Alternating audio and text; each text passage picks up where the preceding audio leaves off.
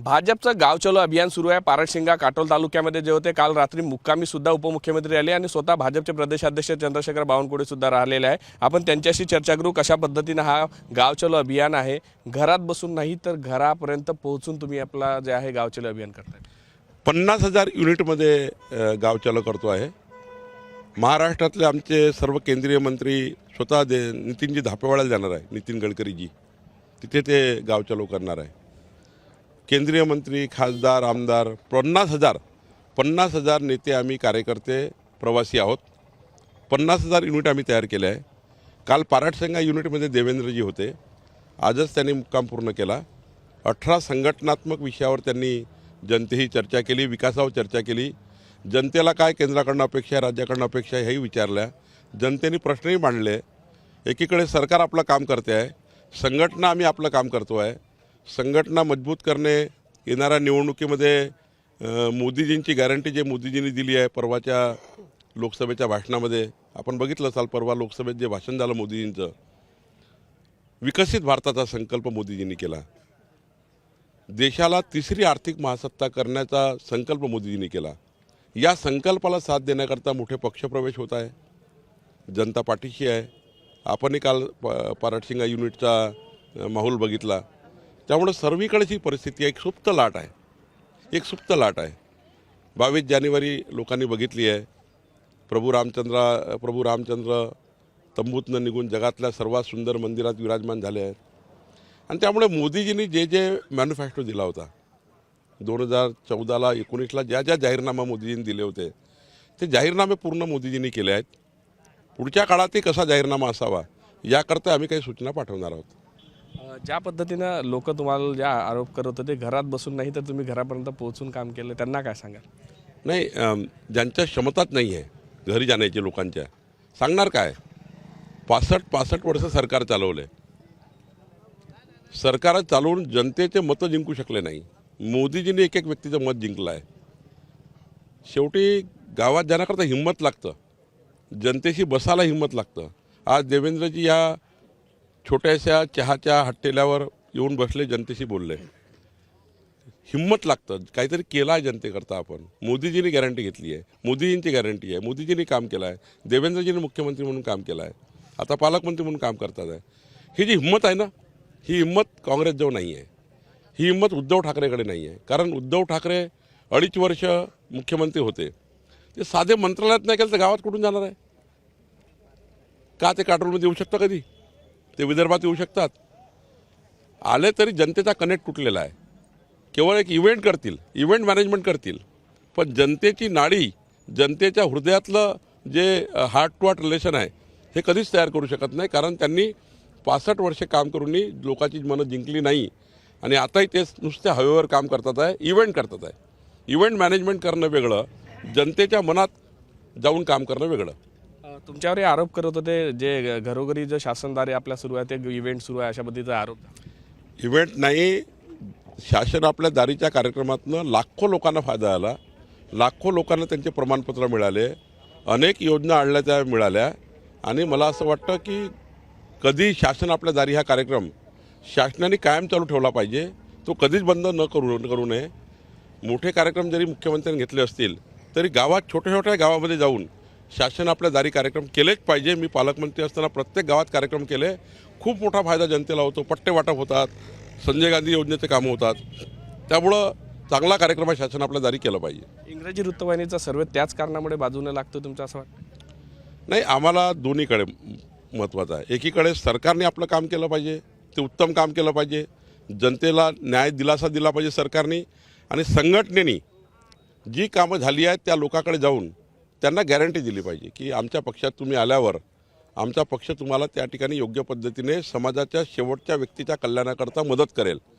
काल बघा, काल पक्षप्रवेश काय झाले भाजपमध्ये, 13 तारखेलाही पक्षप्रवेश आहेत। हे का होत आहे? कारण लोकांनाही वाटतं आहे की केवळ मोदीजीच आता देशाला पुढे नेऊ शकतात। जगातला सर्वोत्तम भारत, जगातला बलशाली भारत, जगातला आत्मनिर्भर भारत हा भारत देश होऊ शकतो। चायनासारखा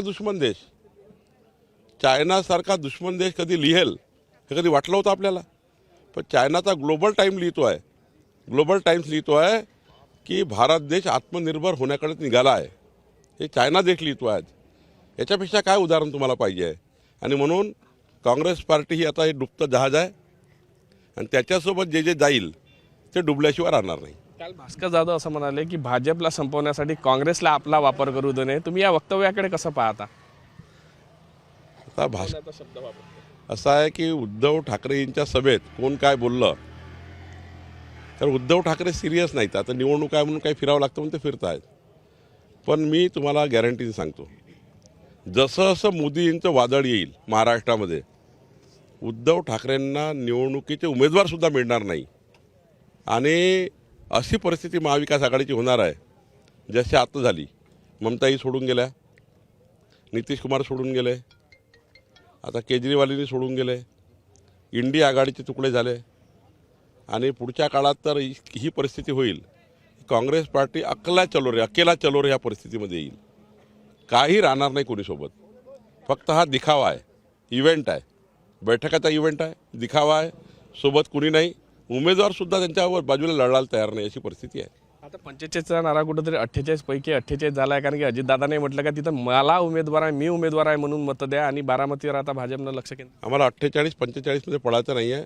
पण एक मात्र नक्की आहे, एक एक जागा जिंकण्याकरता लढणार आहोत आम्ही. मोदीजींची गॅरंटी, महाराष्ट्राचं सरकार, मोदीजींचे कामं, त्यानंतर उमेदवार, या सर्व बाबीचा विचार करून जो ज्या ठिकाणी जिंकत असेल त्या ठिकाणी आम्ही लढू. आणि इतके चांगले उमेदवार आमचे राहणार आहेत, इतके चांगले उमेदवार राहणार आहेत, मोदीजींच्या नेतृत्वामध्ये सर्व निवडून येतील. कुठेतरी अशी चर्चा सुरू आहे का बीडमध्ये जे आहे आता यावेळेस मुंडे घराण्याला तिकीट दिली नाही, त्यामुळे कुठेतरी पंकजाताईंना राज्यसभेवर दिले जाईल अशी चर्चा आहे. आता केंद्रीय पार्लमेंटरी बोर्ड काय निर्णय घेईल, पण मी एवढंच सांगतो, पंकजाताईबद्दल चांगला निर्णय होईल असं मला वाटतं. पण बीडची जागा यावेळेस मुंडे घराण्याला जाणार नाही अशी कुठेतरी चर्चा आहे. चुकीची चर्चा आहे, एकदम चुकीची चर्चा आहे. ही चर्चा कोणी करूही नये, असं कधी होऊ शकत नाही.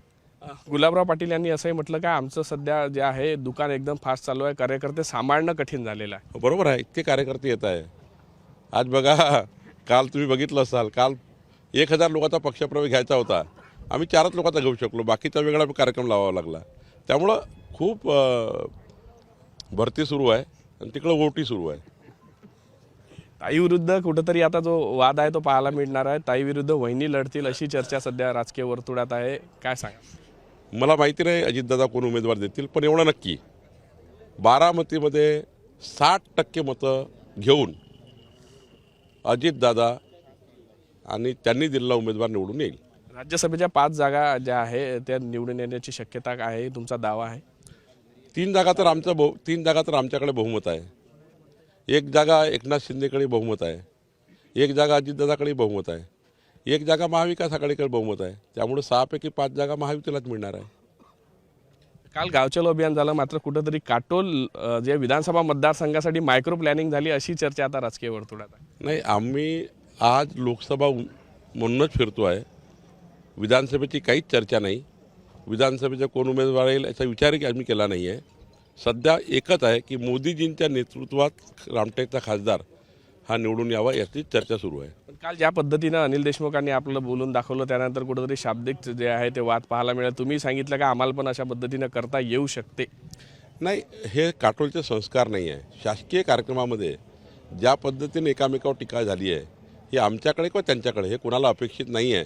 पण काटोलनी हे संस्कार पाळले आहे की देवेंद्रजीसारखा नेता जर काटोलमध्ये आले आहेत, दौऱ्यावर आले आहेत, त्यांच्याकडनं जास्तीत जास्त काटोलच्या विधानसभेच्या गावागावाकरता हातल्याकरता काय जास्तीत जास्त मिळेल, सावरगावकरता काय मिळेल, नरखेडकरता काय मिळेल, काटोलकरता काय मिळेल, गरीब माणसाकरता कापसाचा काय निर्णय होईल, सोयाबीनचा काय निर्णय होईल, संत्रा आता भाव कमी आहे त्याचा काय करायचं, ह्या चर्चा सोडून राजकारणाच्या चर्चा करायच्या. याकरता तो डायसवर ज्या पद्धतीने सुरू होतं. म्हणून मी असं म्हटलं की हुल्लडबाजी करून काही फायदा नाही आहे. देवेंद्रजी आले, एक राज्याचा मोठा नेता आला आहे, जे सरकारमध्ये आहेत आणि अत्यंत प्रभावीपणे सरकारमध्ये आहेत, त्यांच्याकडनं आपल्या विधानसभेला आपल्या संत्र्याच्या शेतकऱ्यांना, कापसाच्या शेतकऱ्यांना काय मिळेल याची काळजी आपण घेतली पाहिजे. याकरता तुम्ही लक्ष द्या, पण हे राजकीय जुगलबंदी करू नका असं म्हटलं आहे. पण कुठेतरी गावचलो अभियान हे काटोलमध्ये झालं, त्यामुळे काल त्यांनी जे काही आपल्या भावना बोलून दाखवल्या, नरेश बोलून नाही, असं नाही आहे. काटोलमध्ये नाही, पूर्ण महाराष्ट्रातल्या सर्व विधानसभेमध्ये 50,000 युनिटमध्ये सुरू आहे. देवेंद्रजीला पारटसंगा युनिट दिलं होतं, मी आता वडोदा युनिटमध्ये आहे. मी 11 तारखेला आपलं त्या ठिकाणी अमरावती जिल्ह्यामध्ये साऊरमध्ये आहे, यशोमती ठाकूर यांचा मतदारसंघ आहे साऊर, तिथे मी गाव चलो अभियान करणार आहे. असे आमचे सर्व नेते, धापेवाडाला गडकरी साहेब असणार आहेत, आमचे सर्व नेते गाव चलोमध्ये आहेत. त्यामुळं असं ठरवून नाही कोणी, प्रत्येकाला रात्रभर मुक्काम करायचा आहे, गाव चलो अभियान करायचं आहे, 18 संघटनात्मक कामं करायची आहेत, दिवार लेखन करायचं आहे, जनतेला भेटायचं आहे, गरीब माणसाला भेटायचं आहे, हे सर्व करायचं आहे आम्हाला. त्यामुळं असं काही स्पेसिफिक नाही आहे. तिथे कुठेतरी राज्यात काका पुतण्याचा वाद आपल्याला शरद पवार अजित पवारच्या माध्यमातून दिसून काल आशिष देशमुख आणि अनिल देशमुखांच्या माध्यमातून दिसून. नाही, तेवढी जुगलबंदी चालत राहतं राजकारणामध्ये, पण शेवटी आमचं सर्वांचं मत एकच आहे की कोणी नेता जेव्हा येतो तेव्हा आपल्या गावाकरता काय करता येईल, आपल्या विभागाकरता काय करता येईल, शेतकऱ्याची समस्या कसा सोडवता येईल, याकडे जास्त लक्ष टाकलं पाहिजे. हे होते भाजपचे प्रदेशाध्यक्ष चंद्रशेखर बावनकुळे आणि त्यांनी सांगितलं गाव चलो अभियानाच्या माध्यमातून आम्ही लोकांपर्यंत पोहोचतो आहे. व्हिडिओ जर्नलिस्ट सौरभ भोलेसह पराग डोबळे, साम टीव्ही न्यूज, नागपूर. देश विदेशातील प्रत्येक घडामोडींचे लाईव्ह अपडेट मिळवण्यासाठी आता साम टीव्हीच्या सर्व सोशल मीडिया प्लॅटफॉर्मला लाईक, फॉलो आणि सबस्क्राईब करा. तसंच सर्व नोटिफिकेशनसाठी बेल आयकॉन प्रेस करायला विसरू नका.